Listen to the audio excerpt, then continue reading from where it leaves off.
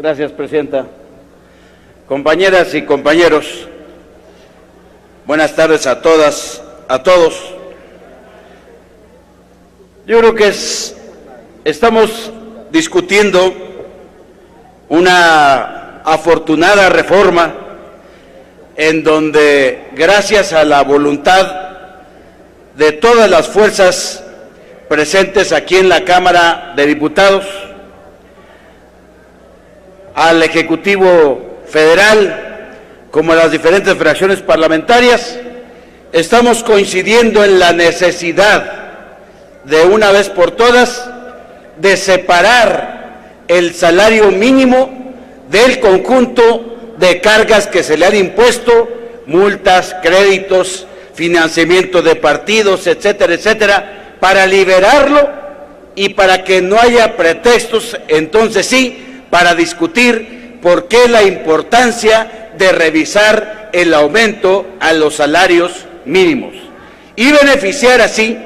cuando menos de entrada, a 7 millones de trabajadores y trabajadoras que reciben, de los que, cuando menos de los que están empleados, que reciben como salario, como pago por su trabajo, un mísero salario mínimo de 60 y tantos pesos mensuales el día de hoy. Esta es la realidad de nuestro país, unos con un salario mínimo y otros multimillonarios e incluso los más ricos del mundo que tenemos en nuestro país gracias, entre otras cosas, a la explotación, a los beneficios, a la protección del Estado, a que no pagan los impuestos que deben de pagar. Esa es parte de la realidad, en todo caso, que tenemos en nuestro país. Y también hay que decirlo con toda claridad, quienes ganan el salario mínimo y quienes ganan con un contrato colectivo de trabajo,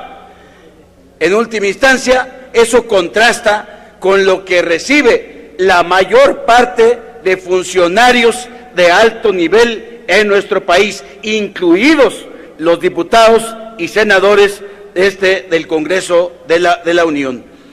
Quizás el poder que más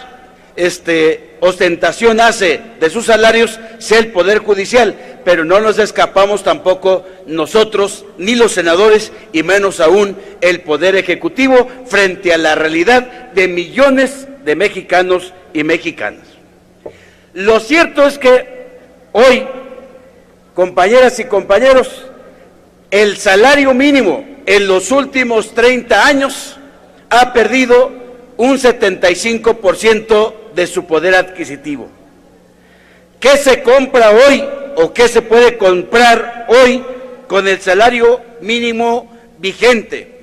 ¿Qué es lo que la gente puede hacer con ese salario para poder vivir él y su familia? Y es prácticamente nada.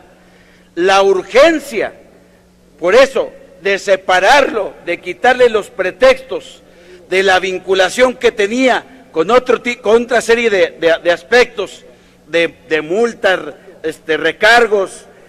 créditos, etcétera, es justamente con la intención de liberarlo para que se pueda discutir abiertamente qué es lo que debe hacerse para poder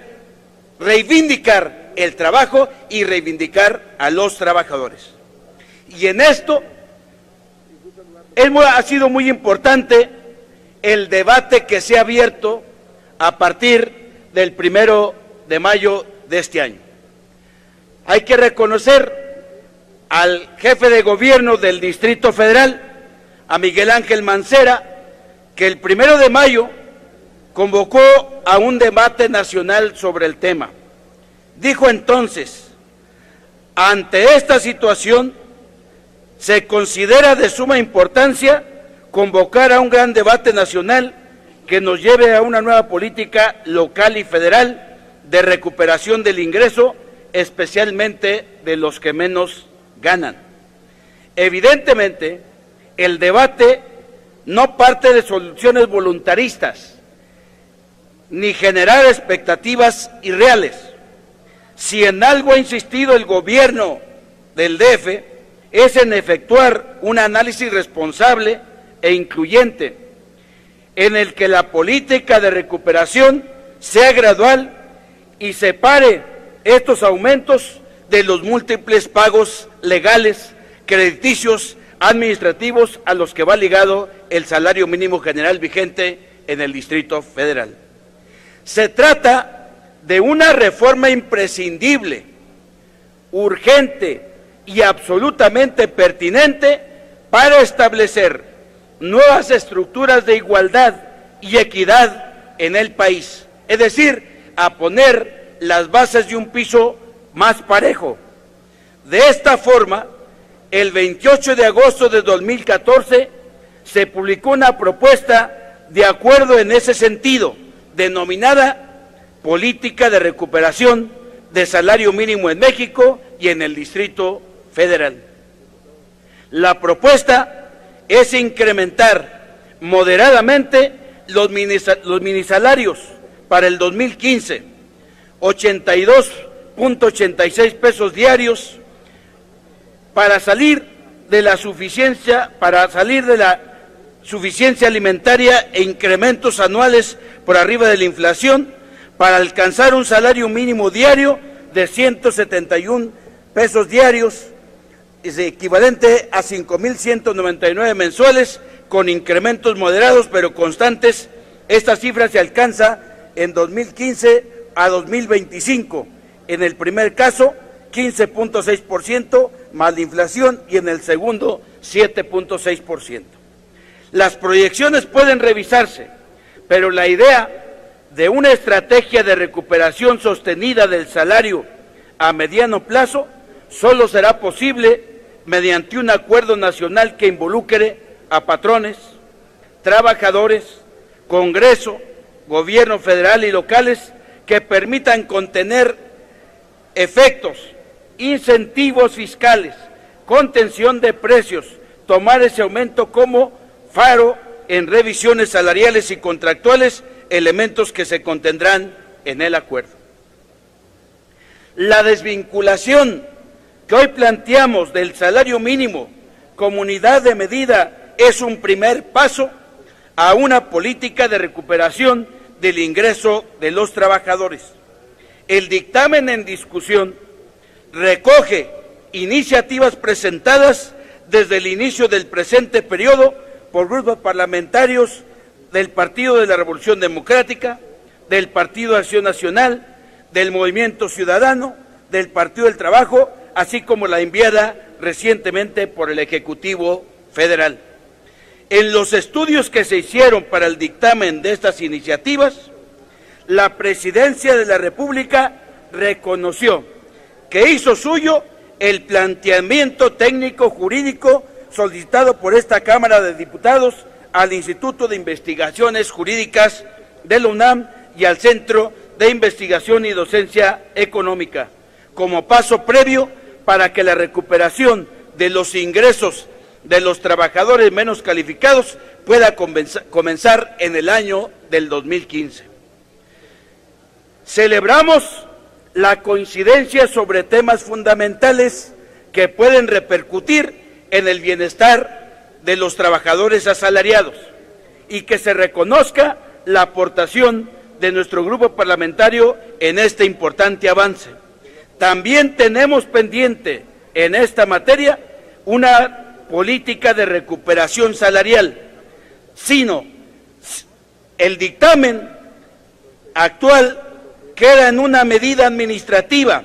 sin contenido. Rotas las amarras del salario mínimo como unidad de cuenta, la Comisión Nacional de Salarios Mínimos no tiene pretexto para que en la revisión de los salarios ya en curso se alcance un aumento que coloque al salario mínimo general en un nivel que garantice cuando menos la adquisición de una canasta básica alimentaria y que de forma paulatina pero constante se alcance el nivel de suficiencia constitucional que esta remuneración debe tener. Así, damos el primer paso para que no haya pretextos y presiones para arrancar una política de recuperación de los salarios de los trabajadores con menores ingresos. Una nueva política salarial es imprescindible, urgente y absolutamente pertinente para establecer nuevas estructuras de igualdad y equidad en el país, con medidas como la que está en discusión, se podrán generar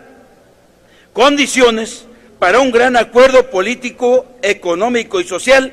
con empresarios y trabajadores para crear condiciones que lleven a la recuperación del salario y a la reivindicación del trabajo en nuestro país. Muchas gracias, compañeras y compañeros.